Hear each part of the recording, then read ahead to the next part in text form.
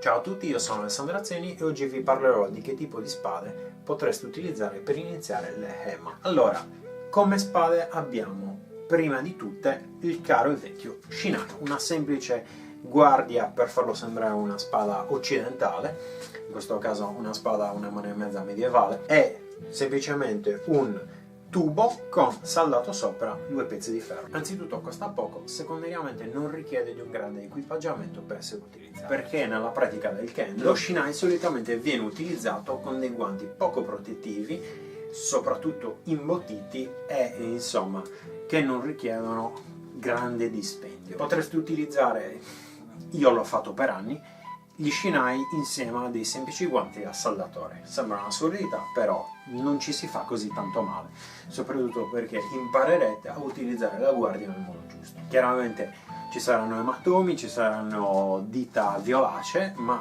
questo è il prezzo da pagare se non vi procurate dei guanti buoni e della buona attrezzatura. Una volta superato lo step dello Shinai, se proprio riuscite a farne a meno, potete passare alle due principali alternative. La Rawlings, dal nome di David Rawlings della scuola londinese di scherma, che ha fornito la propria consulenza per realizzare questo oggetto. Il prodotto è venduto dalla Red Dragon, si può trovare tranquillamente sull'EMA shop omonimo e la cosa buona di questo oggetto è che si può svittare e i suoi vari componenti si possono scambiare tra loro. Come vedete l'oggetto si può smontare e si possono aggiungere altri pezzi.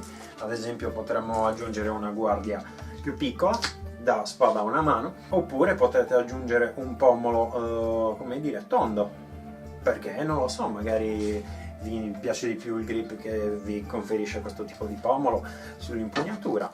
Come vedete l'arma è la stessa, la guardia è cambiata, oppure volete, non lo so, avere un altro tipo di guardia. Un tempo vendevano questo tipo di guardie in acciaio o il pomolo in acciaio ugualmente.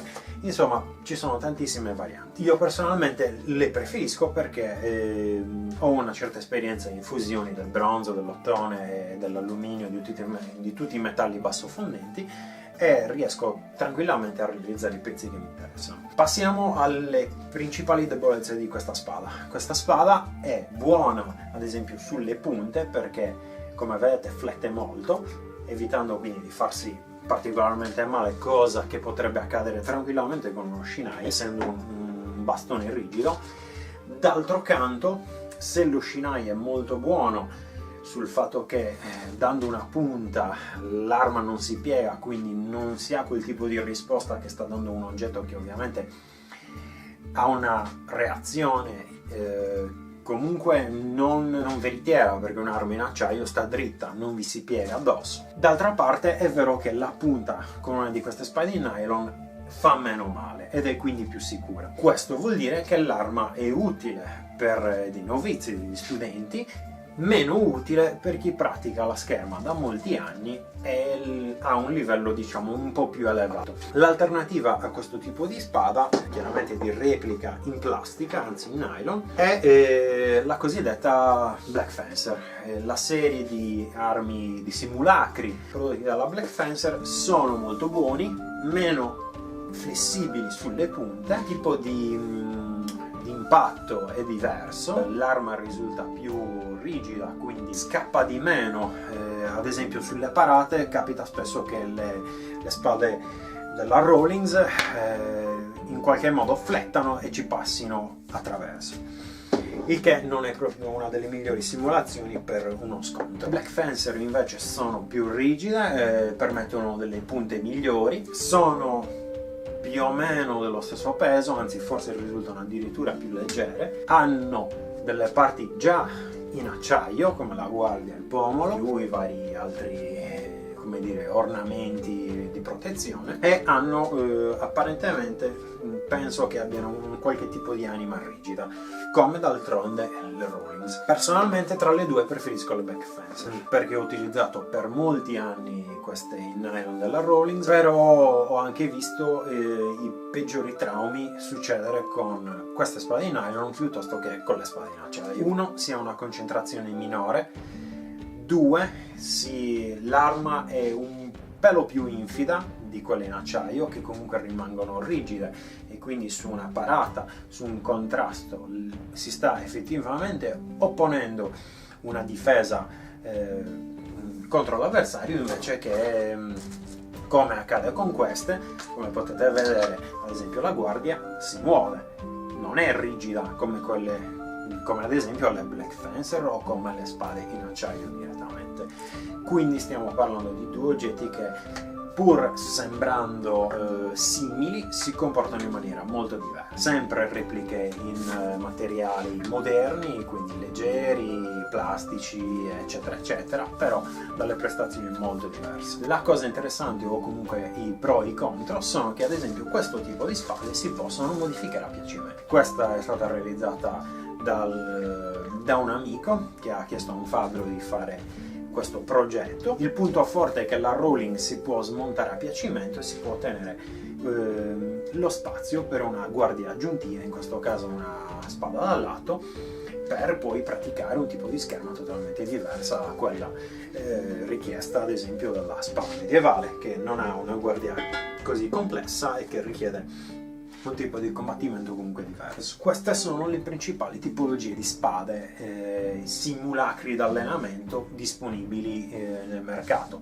Ce ne sono ovviamente altri, addirittura di recente ne sono usciti dei modelli che simulano il taglio affilato di due spade, sembrano quasi sono delle lame che presentano quasi degli ingranaggi, potremmo dire, in modo che tra loro si blocchino, ma grosso modo queste sono le tipologie. Esistono delle altre marche, però in sostanza si dividono tra queste della Rawlings e queste altre della Black Fencer. Se non disponete di quegli 80-100 euro per una Black Fencer o di quei 50-60 per una Rawlings, potete sempre ripiegare, soprattutto se siete dei novizi, al caro vecchio manico di scopa. Il manico di scopa sembrerà un'assurdità, ma specialmente all'inizio, quando state provando mandriti, rovesci o qualunque sia il nome della vostra tecnica nel vostro stile, è l'oggetto più economico, più facilmente a portata di mano di cui potete disporre. Non è certo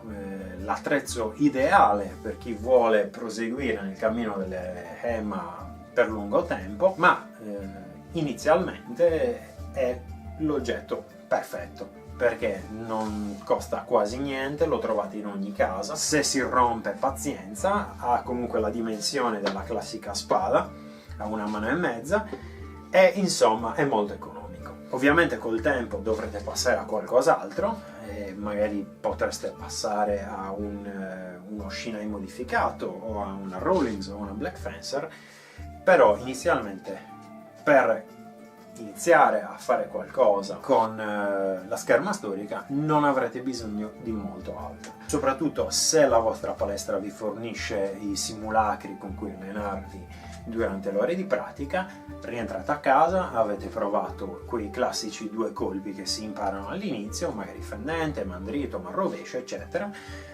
Dovete provare, non avete i soldi, avete il vostro bastone di scopa. Questo è tutto, ciao! Se vi è piaciuto il video mettete mi piace, condividete, fate quello che volete, noi ci rivediamo per una prossima puntata. Ciao ciao!